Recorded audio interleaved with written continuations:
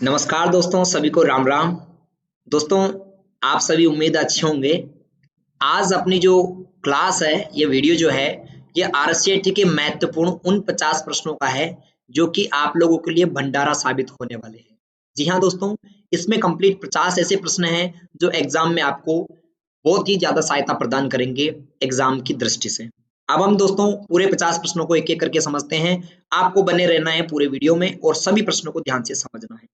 दोस्तों, प्रश्न नंबर 1 है, विंडोज 10 में वेब ब्राउजर ने इंटरनेट एक्सप्लोरर का इस्तेमाल जो है स्थान ले लिया। यानी विंडोज 10 में कौन से वेब ब्राउजर ने इंटरनेट एक्सप्लोरर का स्थान ले लिया? और इसका सही जवाब है दोस्तों माइक्रोसॉफ्ट एज। यानी पहले इसका नाम था इंटरनेट एक्सप्लोरर, अब इसकी जगह नया ब्राउजर आ गया, उसका नाम है माइक्रोसॉफ्ट एज। ये कि माइक्रोसॉफ्ट कंपनी द्वारा बनाया गया है और विंडोज 10 में आया है। प्रश्न number 2, hard disk electromagnetic disk का एक उदाहरण है। बिल्कुल सही जवाब है। दूसरा है, ब्लू रे डिस्क ऑप्टिकल डिस्क का एक उदाहरण है। बिल्कुल सही है। अर्थात वक्तव्य 1 और वक्तव्य 2 दोनों ही सही हैं और इसका सही जवाब हो जाएगा अपना ऑप्शन डी, पहला और दूसरा सही है। तीसरा देखो, डॉक्यूमेंट में सभी परिवर्तनों की निगरानी करने के लिए एमएस वर्ड 2010 में कौन से फीचर का उपयोग करते हैं? दोस्तों, अगर आपको डॉक्यूमेंट में सभी परिवर्तनों की निगरानी करनी है तो आप ट्रैक चेंजेस का इस्तेमाल करेंगे। अर्थात तीसरे प्रश्न में ए आंसर सही है। चौथा देखिए, विंडोज 10 में कौन सी डेस्कटॉप सुविधा शामिल की गई है जिसे विंडोज 8 में हटा दिया गया था? दोस्तों, विंडोज 10 में जो डेस्कटॉप सुविधा शामिल की गई है, विंडोज 8 में हटा दिया गया था, उसका नाम है स्टार्ट मेन्यू, अर्थात स्टार्ट बटन। विंडोज 8 में स्टार्ट बटन नहीं होता है। आपसे ये क्वेश्चन इस प्रकार भी पूछा जा सकता है कि विंडोज 10 में क्या नहीं होता, तो आपको जवाब देना स्टार्ट बटन, या फिर स्टार्ट बटन कौन से ऑपरेटिंग सिस्टम में नहीं है, तो जवाब देना है विंडोज 8। पांचवा प्रश्न है, वर्ड प्रोसेसर जो कि विंडोज ऑपरेटिंग सिस्टम का हिस्सा है, ऐसा कौन सा वर्ड प्रोसेसर है जो विंडोज ऑपरेटिंग सिस्टम का हिस्सा है? मित्रों, ऐसा वर्ड प्रोसेसर है वर्डपेड और इसका सही जवाब ऑप्शन ए यहाँ पर रहेगा। छठा प्रश्न देखिए, और छठा प्रश्न के साथ में आपको यहाँ पर एक कमेंट दिखाता हूँ। दोस्तों, ये आप जो कमेंट देख रहे हो, ये लास्ट टाइम जो एग्जाम दिया उन विद्यार्थियों के हैं।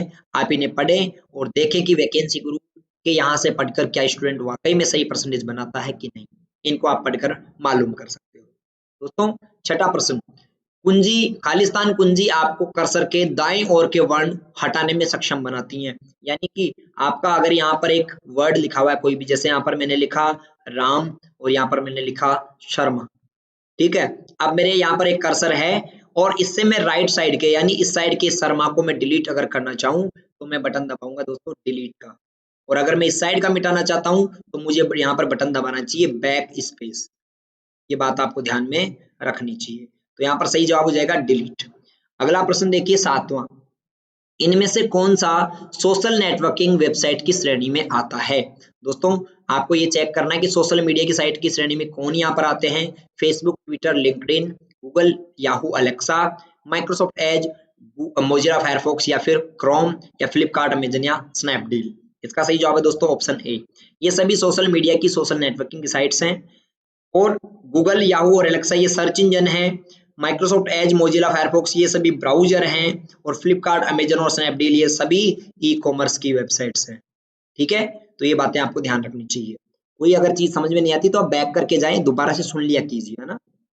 अगला प्रश्न है, प्रश्न नंबर 8, वैश्विक विश्वव्यापी वेब है। कौन एक विश्व का सबसे बड़ा विश्वव्यापी वेब है जबकि खालिस्तान आमतौर पर एक कंपनी का भीतर सक्रिय निजी नेटवर्क है? यानी कौन तो विश्व सबसे बड़ा नेटवर्क है दुनिया का और एक कंपनी के भीतर का नेटवर्क कौन है? इसका सही जवाब है दोस्तों ऑप्शन बी। यानी इंटरनेट तो दुनिया का सबसे बड़ा नेटवर्क है और इंटरनेट इंट्रानेट किसी का निजी नेटवर्क है। तो यहाँ पर ऑप्शन बी हो जाएगा 8वें में सही आंसर। अगला देखो, नवा प्रश्न। नवा प्रश्न है आपके सामने स्क्रीन पर, एक छोटी सी तस्वीर जो एक प्रोग्राम, फोल्डर या प्रोग्राम फंक्शन का प्रतिनिधित्व करती हैं और जब इन पर डबल क्लिक किया जाता है तो वह उपयोगकर्ता को यूजर इंटरफेस तक पहुंचा देती हैं।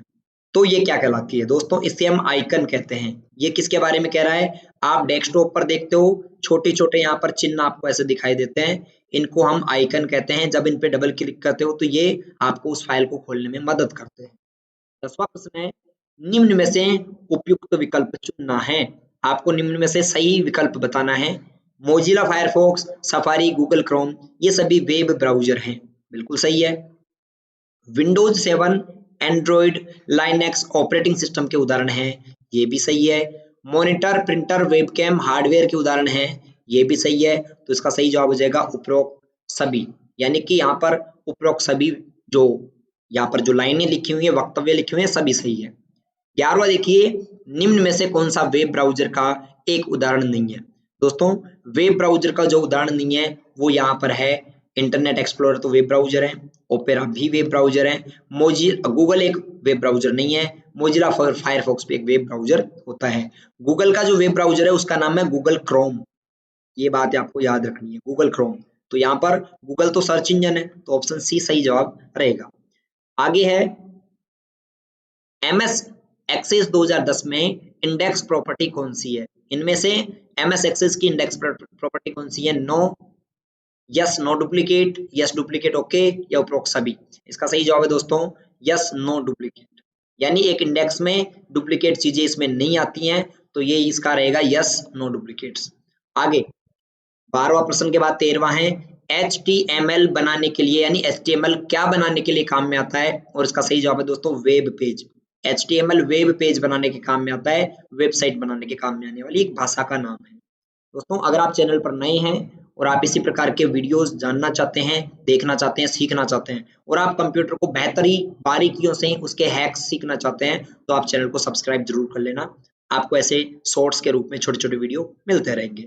प्रश्न नंबर 14 है, MS पावरपॉइंट 2010 में निम्न में से कौन सा एनिमेशन प्रभाव ऑब्जेक्ट के आकार को बढ़ाकर या घटाकर, रंग बदलकर या उसे केंद्र में घुमाकर ऑब्जेक्ट को आकर्षित करता है? ये पूछ रहा है कि कौन सा एक ऐसा एनिमेशन है जो ऑब्जेक्ट को बड़ा छोटा करके, उसमें कलर बदलकर, उसके अंदर बदलाव करके, उसकी स्थिति में बदलाव करके दिखाता है। मित्रों, इसे एम्फेसिस इफेक्ट कहते हैं। क्या कहते हैं? Emphasis effect. इसका सही जवाब ऑप्शन सी रहेगा।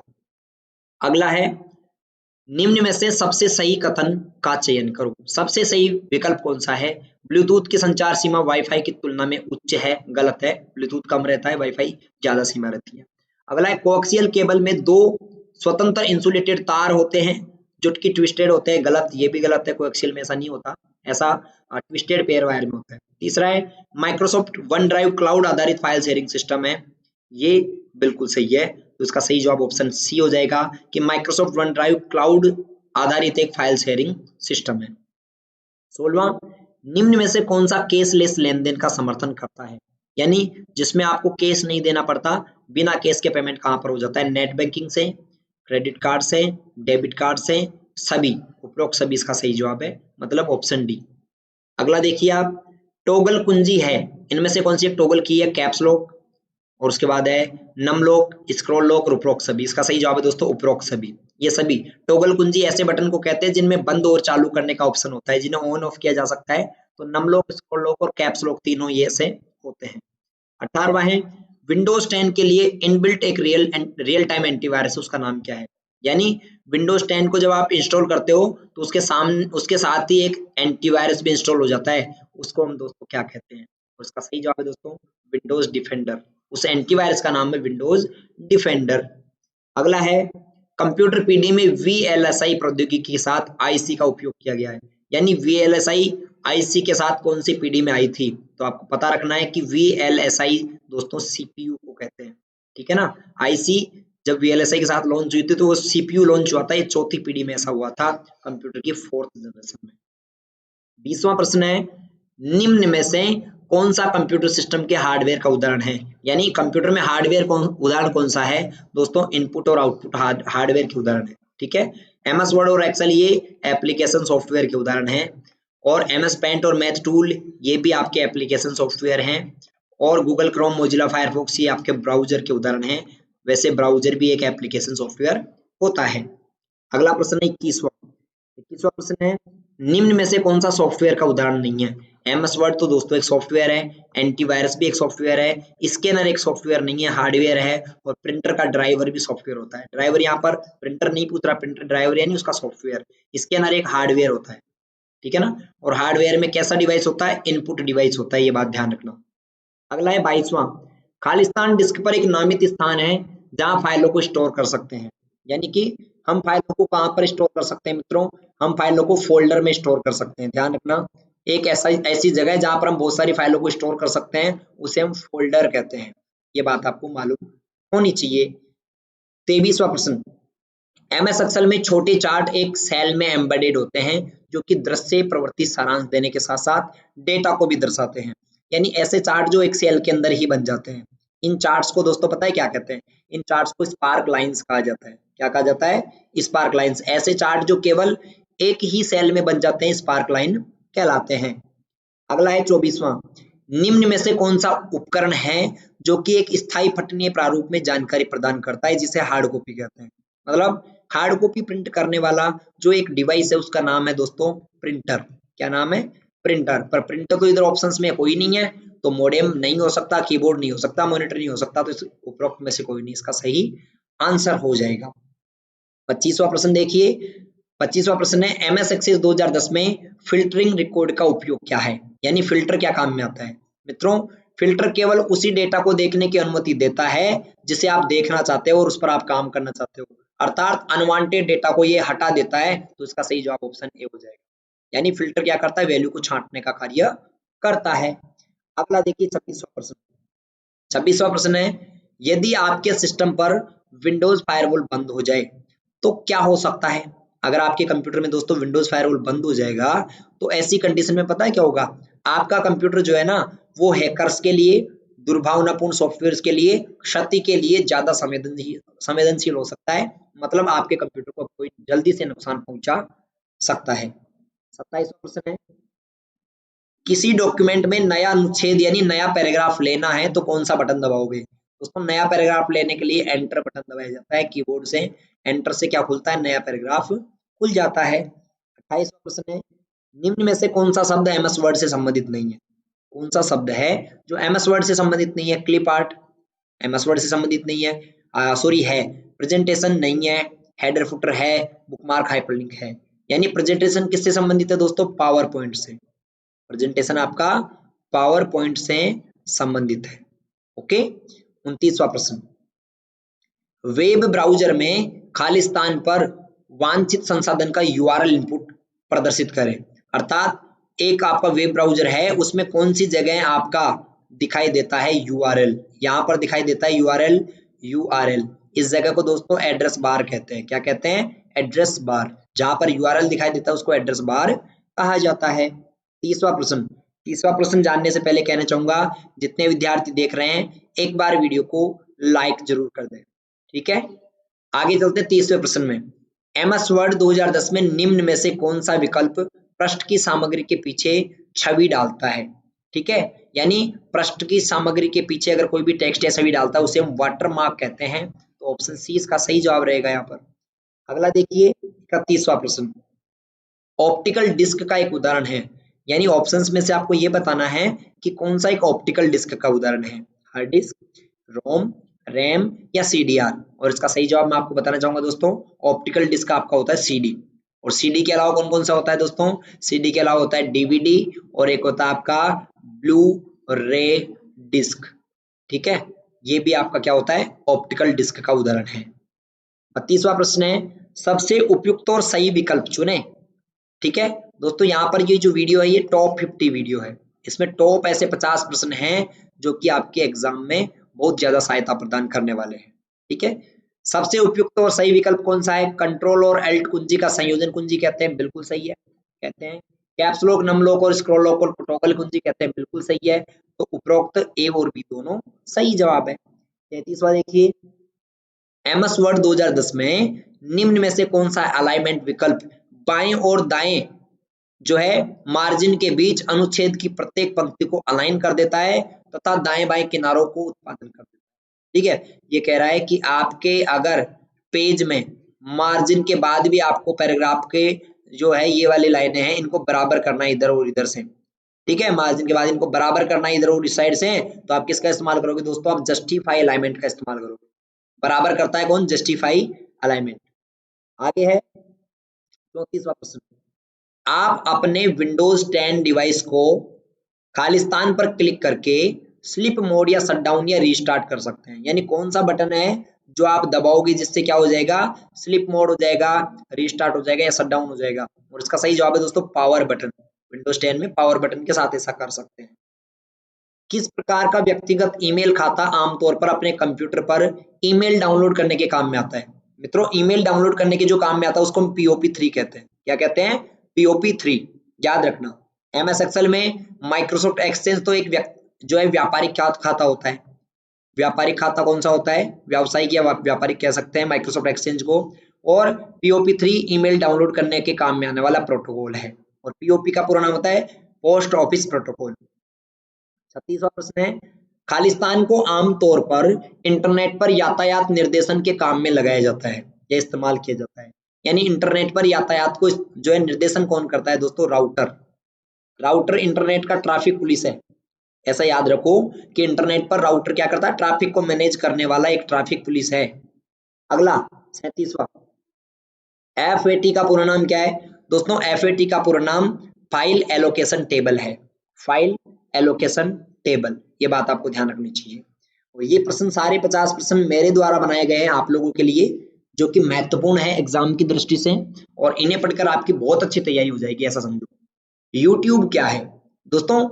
यूट्यूब यह एक वीडियो साझाकरण और वीडियो खोज वेबसाइट है जो उपयोगकर्ता को वीडियोज अपलोड करने, देखने और शेयर करने की अनुमति देता है। बिल्कुल सही है, यहाँ पर ऑप्शन ए यहाँ पर सही आंसर हो जाएगा आपका, क्योंकि वीडियो देख सकते हो, डाउनलोड कर सकते हो, शेयर कर सकते हो यूट्यूब के ऊपर, ठीक है, और आप लाइक भी कर सकते हैं वीडियो को इसके ऊपर।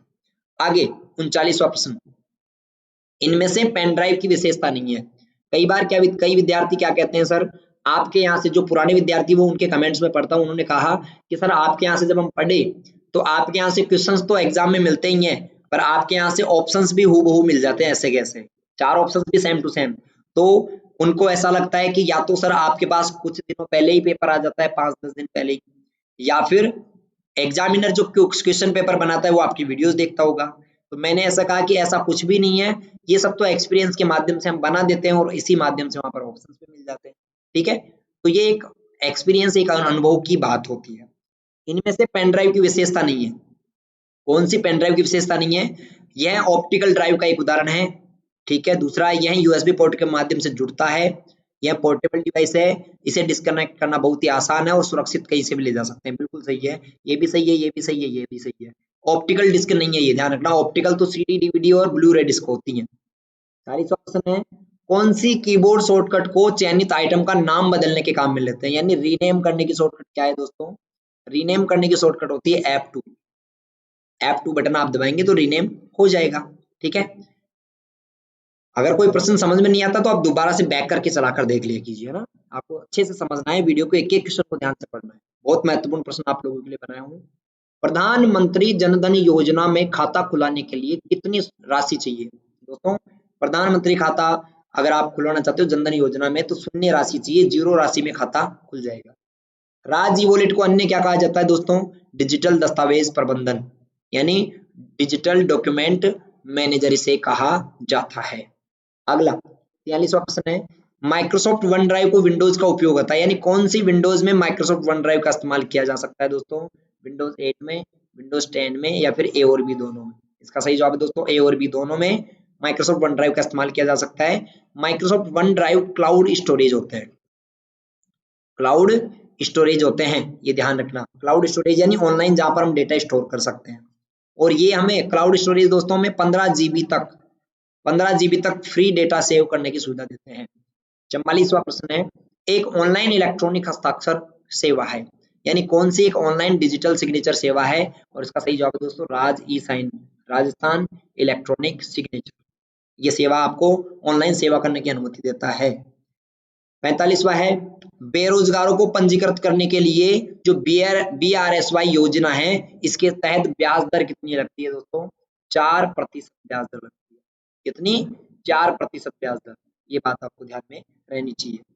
रोजगार सृजन योजना में ऋण चुकता करने की अवधि कितनी है दोस्तों? रोजगार सृजन योजना के तहत ऋण चुकता करने की अवधि 5 वर्ष होती है, यानी 5 वर्ष में आपको वो पैसा चुकाना होता है जो आपने लोन लिया है। MS वर्ड 2010 में किसी डॉक्यूमेंट का अधिकतम आकार कितना हो सकता है दोस्तों? MS वर्ड के किसी डॉक्यूमेंट का अधिकतम आकार 32 GB तक हो सकता है। कितना हो सकता है? 32 GB, जो कि बहुत बड़ा डॉक्यूमेंट हो सकता है। इतना डॉक्यूमेंट तो आई थिंक कोई बनाता भी नहीं होगा। अगला है 48वां प्रश्न, एक बार टैब बटन दबाने पर कर्सर कितना आगे जाता है? मतलब जब आप टैब दबाते हो तो कर्सर 0.5 इंच आगे जाता है, याद रखना 0.5 इंच आगे जाता है। ऑप्शन बी इसका सही आंसर है।